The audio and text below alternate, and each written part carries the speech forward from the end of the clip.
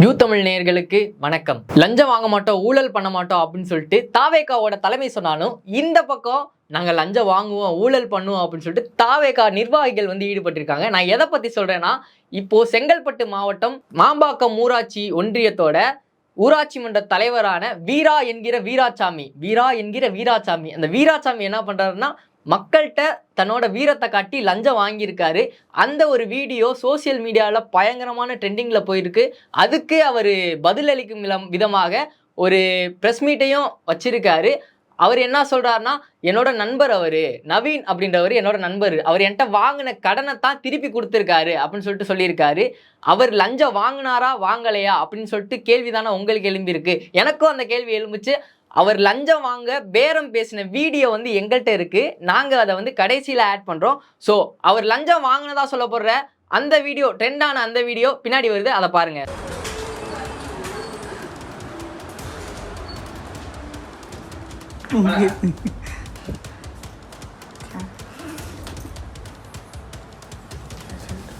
கூட அதெல்லாம் ஒன்றும் கூட எவ்வளோ இது 30 ஒன்று தான் அனுப்பிச்சிட்டுங்களா? இது என்ன அக்காவில் சொல்ல கொடுத்தா சதவு வச்சுருவோம். நீங்கள் போட்டு விட்டுணும். டேய் போட சொல்லிட்டேன் நான் உண்மையிலே போட்டேன். கோசங்கடா கிளர்க்கு வச்சுக்கிறாரு புக்கை. சரியான அன்னைக்கே சொன்னேன். உண்மையிலே என்ன நடந்துச்சுன்னா, நவீன் அவர்கள் 24 வயது மதிக்கத்தக்க ஒரு இளைஞர். நவீன் அப்படின்றவர் அந்த ரோடு, சிமெண்ட் ரோடு கான்ட்ராக்ட் எடுத்திருக்காரு. அந்த கான்ட்ராக்டுக்கான பணம் 9,86,000 ரூபாய் அரசோட பணம் வர வேண்டியது நிலுவையில் இருந்திருக்கு. அந்த பணத்தோட பில் பாஸ் பண்றதுக்காண்டி ஊராட்சி மன்ற தலைவரான வீரா என்கிற வீராசாமி கிட்ட போய் நின்றுருக்காரு. வீரா என்கிற வீராசாமி என்ன பண்ணியிருக்காருன்னா, ஒரு 75,000 முடிச்சுக்கலாம் அப்படின்னு சொல்லிட்டு ஃபர்ஸ்ட் பேசியிருக்காரு.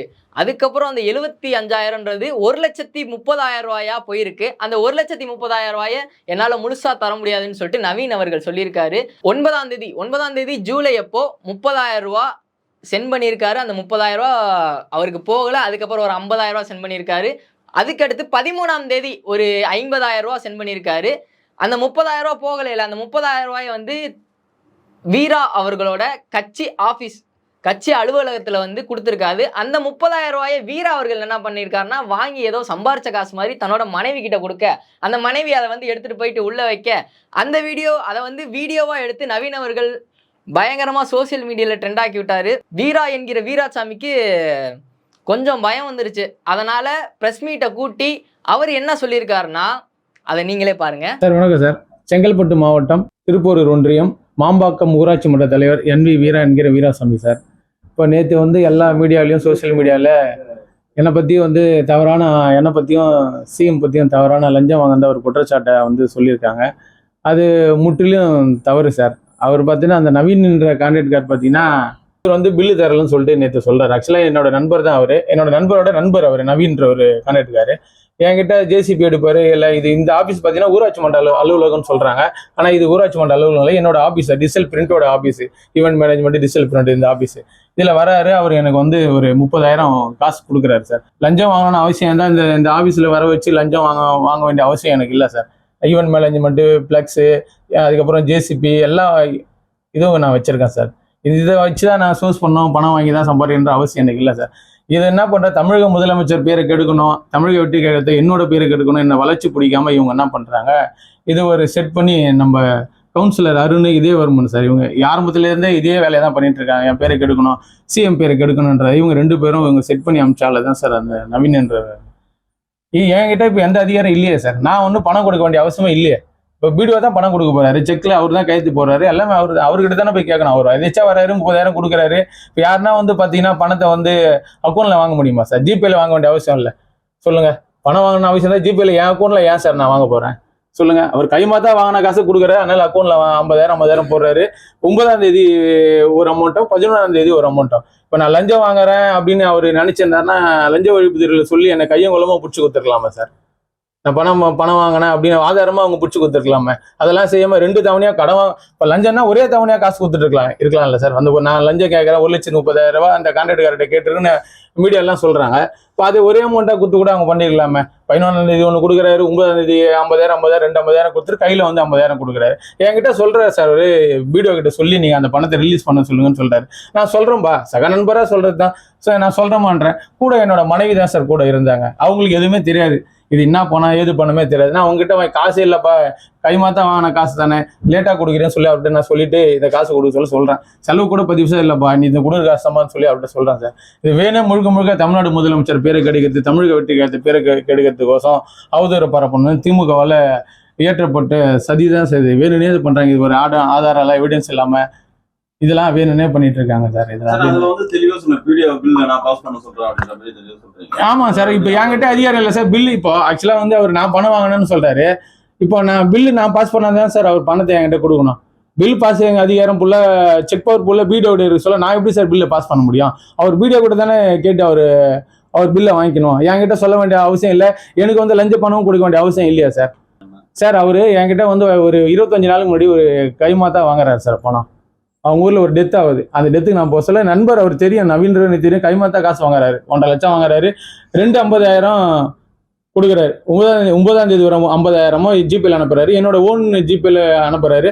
11ஆம் தேதி அனுப்புறாரு. கையில வந்து ஒரு 30,000 கொடுக்குறாரு சார் அவர். இந்த காசு கட்டி இதை வந்து இவங்க ஒரு டூப்ளிகேட்டா எடுத்து வீடியோல போட்டு லஞ்சம் தலைவர் கேட்டாரு, முறைகேடா பணம் கேட்டாரு அப்படின்னு சொல்லி இதை போட்டிருக்காங்க சார். நான் பணம் சார், நான் தான் சார் அவர் வர சொன்னேன். லஞ்ச பணம் வாங்குறது இருந்தா நான் ஏன் சார் என்னோட ஆபீஸ்ல வச்சு வாங்க முடியுமா சார்? வெளியில கூட யாருக்கிட்டனா கொடுன்னு சொல்லியிருக்கலாம், யாரை கொண்டலாம் போடுப்பான்னு சொல்லியிருக்கலாம். இது லஞ்ச பணமே இல்லையா சார்? என்கிட்ட வாங்கின பைசாவை திருப்பி கொடுக்குறாரு. இதை வந்து லஞ்ச பணம் அவர் சொல்றாரு சார். அது அவர் இதுக்கெல்லாம் தூண்டுதல் திமுக தான் சார். ஃபுல்லாவே அவங்க ஒன்றிய சேர்மனும் ஒன்றிய கவுன்சிலர் அருண்குமார் எதிர்வருமனும் தூண்டுதல் பேர்ல அவரோட கான்ட்ராக்ட் தான் சார். எல்லா ஊராட்சியிலும் அவர் தான் இங்கே நவீன்றவர் தான் எல்லா ஊராட்சியில வேலை செஞ்சுட்டு இருக்காரு.